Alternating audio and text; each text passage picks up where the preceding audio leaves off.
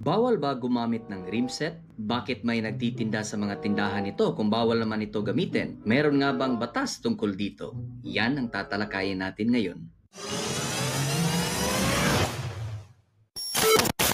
Kung gusto ninyo ng mga ganitong klaseng topic, mag-follow at mag-subscribe lang sa ating page, YouTube channel for more videos na ganito. Now, bawal nga ba talaga ang gumamit ng rim set? Now, nakita nyo naman siguro yung viral video na nangyari sa Las Piñas sa isang scooter na nakagamit ng rim set. Now, meron nga bang batas ang LTO tungkol dito? Sagot is yes. Ito po ay sa clause sa 2010-32. Ginawa ang department order na ito mga bay para sa safety ng motor at saka ng rider. Itong change of rim size. Now, yung mga nakikita natin, yung mga thigh concept, mga gumagamit ng rim set na mas manipis ang rims tsaka yung gulong sa stock, yun talaga ay hinuhuli. Kapag ito ay mas manipis, mas malaki, yan ay hinuhuli na. However,